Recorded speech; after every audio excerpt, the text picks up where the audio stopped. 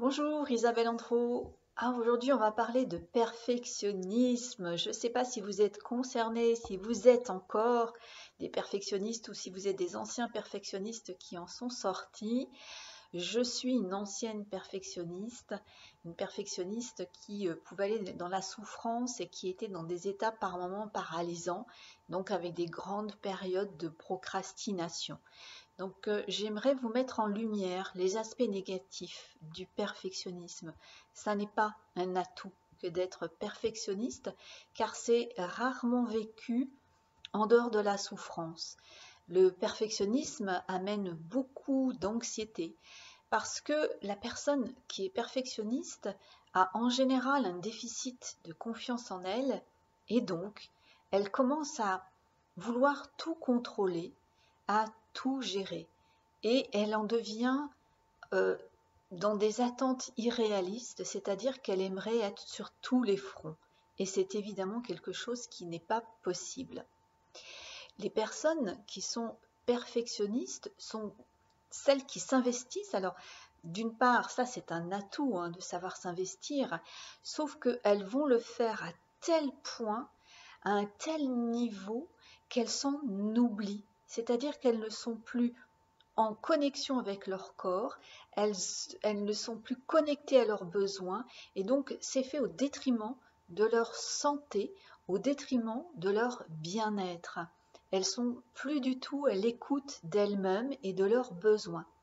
Elles sont en fait obsédées par l'investissement dans lequel elles se sont lancées, par les résultats.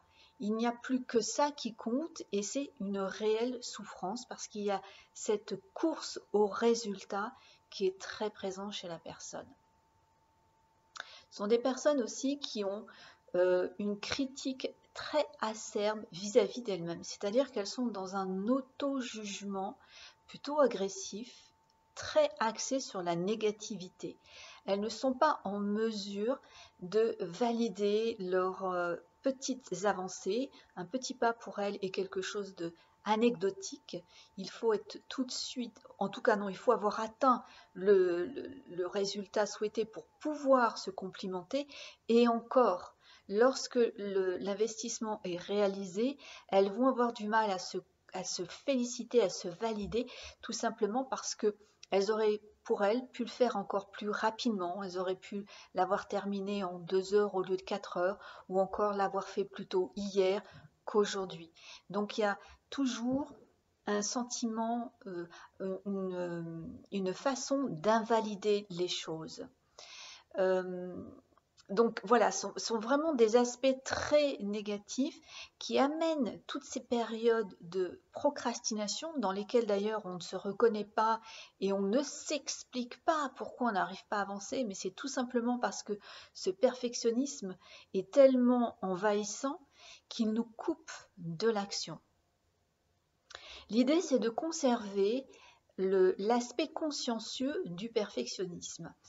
Effectivement, nous sommes des personnes qui sont soucieuses du détail, mais quand c'est dans l'aspect négatif, c'est excessif parce que c'est-à-dire que euh, ce que nous faisons en 4 heures, quelqu'un peut le faire en 2 heures avec le même résultat, mais nous, on a tellement le souci du détail qu'on va prendre trop de temps. Donc l'idée, c'est de conserver cet aspect consciencieux qui nous est naturel, tout en étant capable d'aller en sachant optimiser les choses. Et savoir optimiser les choses, c'est donc savoir que l'échec, ce qui est d'ailleurs un élément rédhibitoire pour les perfectionnistes, c'est de comprendre que l'échec est un ingrédient de la réussite. Ce n'est pas du tout quelque chose qui est opposé à la réussite.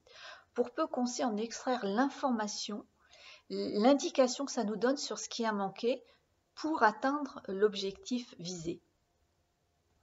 Du coup, on l'utilise comme source de motivation. Ce que ne sait pas faire le perfectionniste, pour lui, un échec ne fait que confirmer son incapacité dans cette situation, le fait qu'il ou elle soit nul.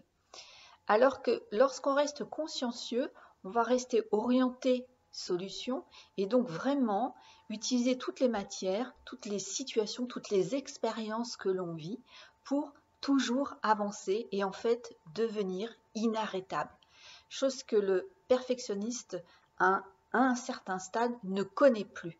Il est complètement justement stoppé et paralysé par toutes ces attitudes très ancrées et très fermes vis-à-vis de lui.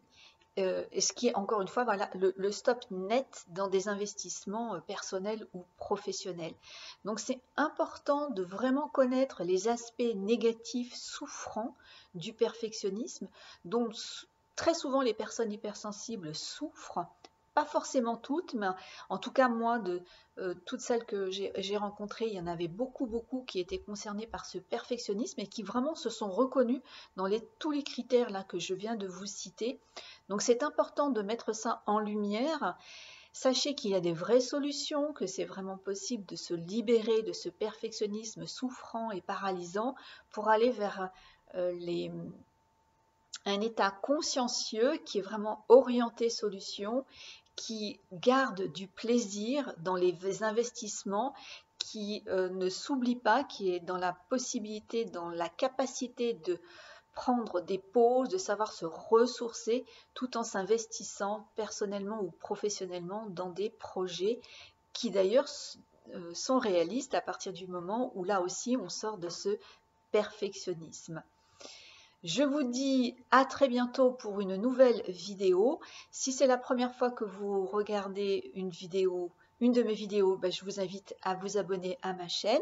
Si vous avez aimé cette vidéo, si ça met mis en lumière des choses, eh bien, likez-la, partagez-la. Si vous connaissez des personnes qui sont perfectionnistes et qui sont dans la souffrance, partagez cette vidéo. Ça va les aider déjà à comprendre le piège dans lequel elles sont tombées.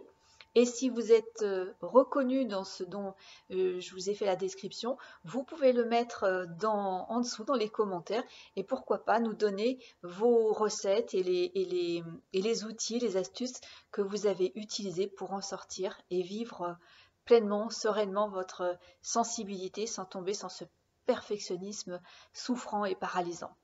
À très bientôt, prenez soin de vous.